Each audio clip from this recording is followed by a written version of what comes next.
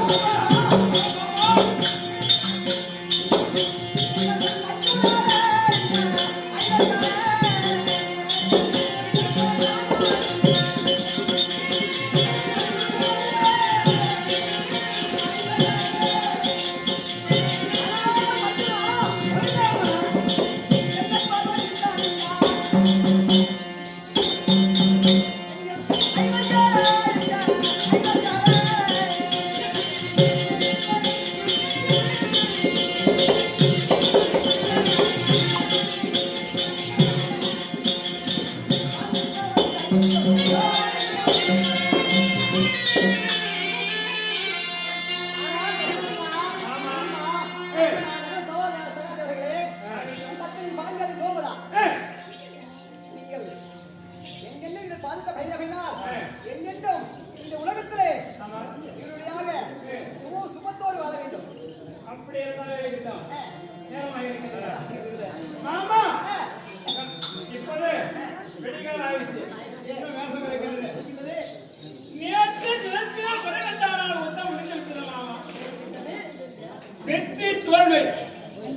இத்தோடு அது முடிந்து விட்டது.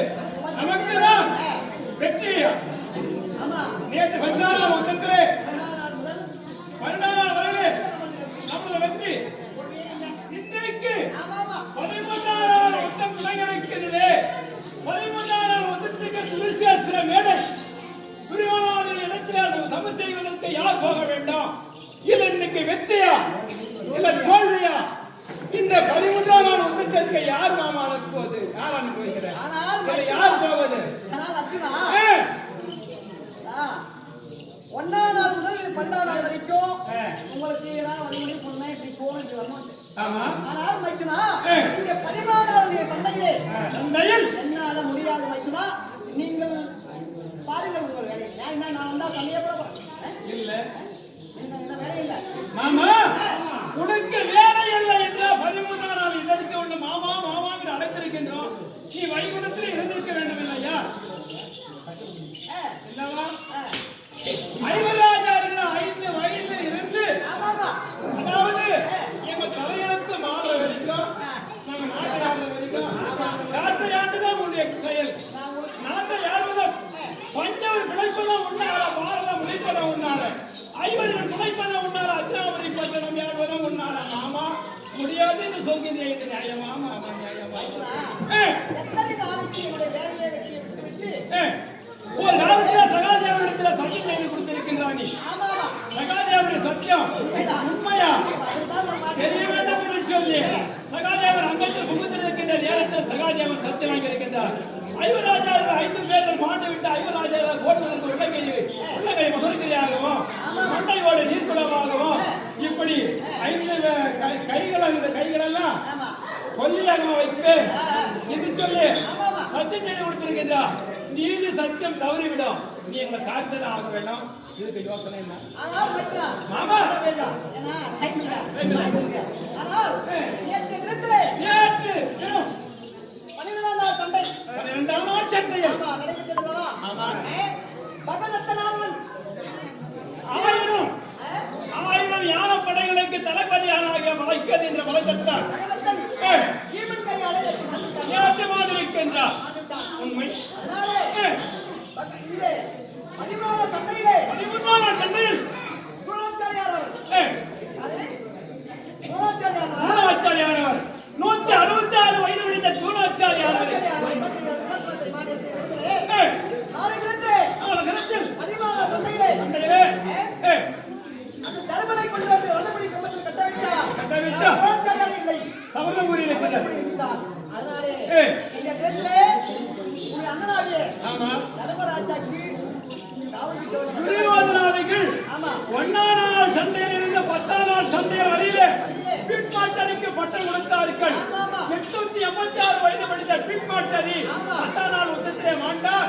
10ஆம் நாள் யுத்தத்தில் இருந்து 16ஆம் நாள் யுத்தம் வரையிலே துணாச்சாரிக்கு துரியோதனாதிகள் பட்டம் கொடுத்திருக்கின்றார்கள். அதனாலே இந்த தினத்திலே கிணற்றில் அண்ணனுக்கு சொல்லக்கூடிய தர்மராஜருக்கு காவல் அளிக்க வேண்டும். இல்லையென்றால் இந்த சபதம் கண்டிப்பாக நிறைவேறும். விட மாட்டார். அப்படியா? அதாவது தர்மராஜனுக்கு காவல் இருக்க வேண்டாம் என்றால் யார் என் அண்ணன் பீமன் இருப்பதா இல்ல தர்மன் இருப்பதா நகர சகாதேவர் இருப்பதா பாஞ்சாலி இருப்பதா? தர்மனுக்கு காவல் யார் இருப்பது சொல் பார்க்கலாம். ஆனால்